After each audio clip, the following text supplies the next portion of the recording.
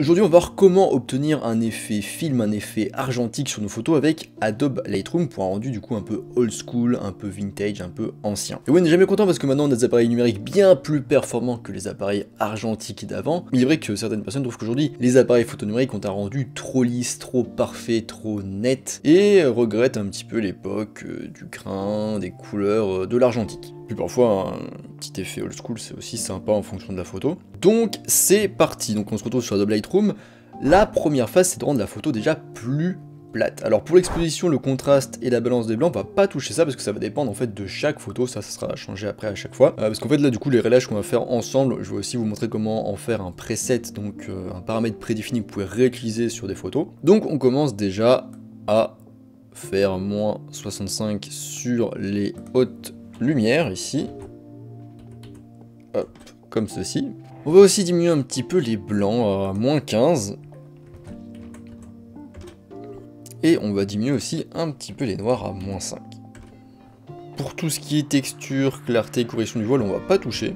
En revanche, on va pas mal désaturer, on va mettre ça à moins 35. On va mettre un petit peu de vibration à plus 5. Ensuite, on passe à la seconde partie, donc ça c'était pour les réglages de base, là vous voyez on est dans le panneau réglage de base.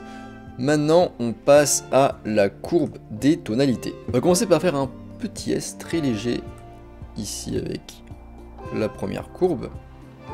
Ça va rajouter un peu de contraste, un léger S. On va désaturer les blancs et les noirs aux extrémités, donc là on fait ça, on abaisse un petit peu.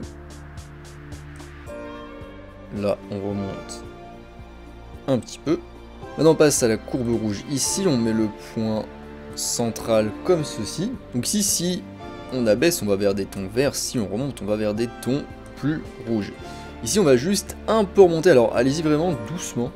Alors c'est pas évident avec une souris d'ailleurs je trouve, mais vraiment remonter à peine sinon ça va un peu trop se voir sur les photos, donc voilà un truc comme ça. Ensuite on va sur la courbe verte, on fait le petit point central ici. Si on va vers le bas, on va sur du violet. Si on va sur le haut, on va vers du vert. Ouais, voilà, on va sur du vert. Alors nous, ce qu'on va faire ici, c'est qu'on va légèrement descendre. Voilà, toujours avec parcimonie parce qu'il y a des gros changements qui se font très rapidement sur cet outil. On finit sur le bleu. On met le petit point central. Ici, si on va vers le bas, on va vers du jaune orange. Et si on va vers le haut, on va vers du bleu. Et ici aussi, on va descendre légèrement comme ça la courbe. On a fini avec ce panneau de courbe des tonalités et maintenant on passe, donc on peut fermer les panneaux qu'on n'utilise plus pour être un petit peu organisé. Maintenant on passe au TSL, donc teinte, saturation, luminance. Alors vous n'avez peut-être pas la même présentation que moi forcément. Je trouve d'ailleurs moins bien cette présentation. Vous avez peut-être des panneaux directement teinte, saturation, luminance. Là c'est juste qu'ils ont décidé d'organiser en mettant tout d'un seul coup et on a les teintes, saturation, luminance par couleur au lieu d'avoir en fait par paramètre les couleurs. Alors on commence par la teinte. On va ramener le jaune vers le orange, on va mettre moins 37 ici au niveau de la teinte. Au niveau du vert on va faire moins 40. Pour le turquoise on va augmenter plutôt en faisant plus 27. Pour le bleu on va faire plus 15. Maintenant on passe à la saturation, donc là ici on va désaturer le vert, le turquoise et le bleu. Donc le vert on va le mettre à moins 30. Le turquoise, on va le mettre aussi à moins 30. Et le bleu, on va le diminuer un peu moins, on va le mettre à moins 25. Comme ceci. Maintenant, on va passer à la luminance pour finir sur ces TSL. On va juste diminuer un petit peu le turquoise et le bleu. Donc le turquoise, on va le mettre à moins 15. Et le bleu à moins 17. Bon, ici, il n'y a pas beaucoup de bleu et de turquoise, donc ça va pas vraiment se voir. Mais voilà, pour le réglage. Ici, maintenant on a fini avec ce panneau, donc on peut aussi hop, le fermer, on le ferme, merci. Et on va passer au split toning. Alors moi sur le classique CC ça s'appelle color grading, mais vous ça doit s'appeler split toning si vous n'avez pas color grading. Donc vous inquiétez pas, c'est à peu près le même fonctionnement, j'ai déjà fait un tuto la semaine dernière à ce sujet. Là le petit jeu ça va être en gros de mettre des tons plutôt bleutés dans les hautes lumières et des tons plutôt orangés dans les basses lumières. Alors si vous avez suivi mon tuto de la semaine dernière, en général, on fait plutôt l'inverse, ici on va faire comme ça. Donc là, je vais me rendre directement dans les tons foncés, et je vais mettre 37 au niveau de la teinte, donc on va tomber sur du orange jaune, et au niveau de la saturation, je vais mettre 8. Et pour les hautes lumières, donc là moi je clique ici, et je vais mettre une teinte à 215 pour une saturation à 25. Saturation à 25 ici. Pour revenir sur la générale, donc on a modifié ici pour les ombres et pour les hautes lumières. Donc ça apporte un léger changement, hein, c'est pas... Oui, ça fait un léger changement, c'est une suite de légers changements, il faut rester mesuré dans ces changements.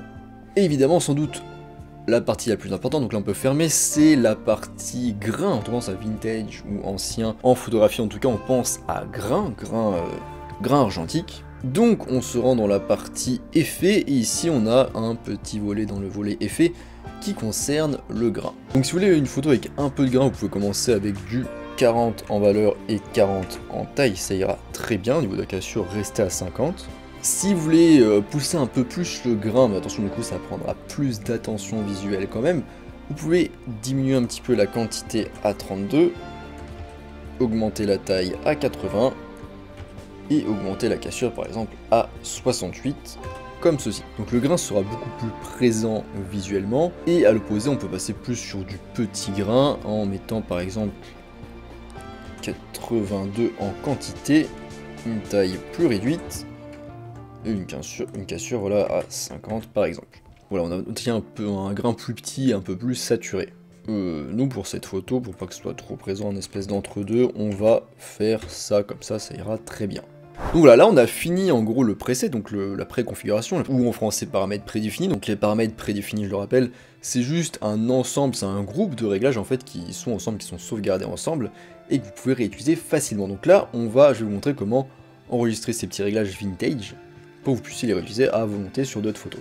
Donc on se rend tout à gauche, et on fait plus ici, on fait créer un paramètre prédéfini, et là on peut mettre vintage, old school, tout ce que vous voulez, argentique, analogique, comme vous le souhaitez, mais voilà, un truc comme ça. On regarde que tout est bien coché par défaut, tout est coché. On va juste veiller à bien désélectionner la balance des blancs, l'exposition et le contraste, que je vous rappelle qu'on va ajuster en fonction de chaque photo. On va piquer notre preset, et on fait créer tout en bas. Magnifique. D'ailleurs là on voit les presets de Photomaniac, c'est magnifique. Je vous rappelle que ces presets sont disponibles dans ma formation gratuite que je vous laisse en description. Si vous souhaitez les avoir, ils sont dans les bonus à télécharger.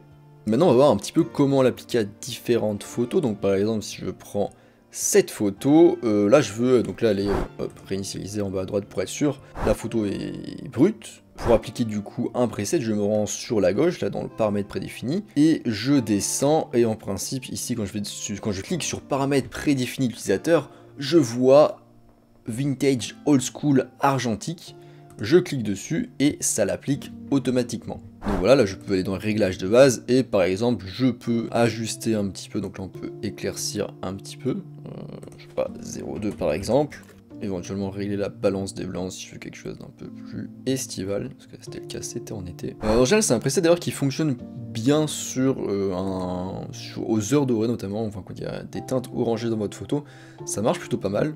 Voilà pareil, voilà c'est une autre photo, j'arrive sur la gauche, je fais ça. Donc c'est important vraiment de pas trop pousser l'orange hein, dans la courbe ici, dans la courbe des tonalités, sinon c'est vraiment trop rouge-orange, c'est pas terrible. Là on pourrait aussi augmenter par exemple un petit peu, non pas trop, un petit peu l'exposition, pourquoi pas. Travailler un petit peu cette balance des blancs, pourquoi pas. Voilà, après autre exemple, ici je colle aussi. Voilà aussi, c'est un petit peu trop ajusté en fonction. Vous voyez, du coup, c'est forcément vous gagnez beaucoup de temps hein, parce que vous avez juste à appuyer sur un petit bouton ici et ça s'applique directement. Et dernière photo d'une mouette qui mange je ne sais pas quoi, une chips peut-être. Là, pareil. C'est vrai que ça marche mieux sur le... Oui, parce que là, la plage, forcément, c'était en fin de journée, donc il y avait un coucher de soleil, c'était une lumière un peu dorée, et ça a tendance à mieux fonctionner. Dans ces cas-là, donc là aussi, je vais augmenter un petit peu la luminosité, pas trop d'ailleurs. On va se calmer. Petit ajustement que vous pouvez faire aussi en fonction de vos photos, c'est tout simplement en fait inverser ici les valeurs. Donc en gros, vous allez ici, au lieu de mettre 37 en teinte, vous allez mettre 215. Et ici, vous allez mettre 37, donc c'est pour inverser les couleurs. Vous pouvez aussi tester de faire ce petit changement en fonction de votre photo. Donc voilà, c'est tout pour ce petit tuto sur comment appliquer un look un petit peu vintage, donc plein de possibilités dans le vintage, peut-être que je referai d'autres tutoriels sur d'autres paramètres prédéfinis de vintage. Mais ça voilà, c'est pour une teinte plutôt un peu marron, un peu rouge, qui fonctionne en général mieux pour les couchers de soleil, la lumière dorée. J'espère que ça vous aura plu, du coup ça vous fait votre effet vintage, comment faire un preset, comment sauvegarder, comment utiliser un preset, donc on n'a pas juste fait un effet vintage, on a pris plein d'autres choses. J'espère que ça vous aura plu. Je vous rappelle qu'en description, ma formation gratuite sur les bases de la photo est toujours disponible. Moi, je vous laisse ici et je vous dis à la prochaine sur les internets mondiaux.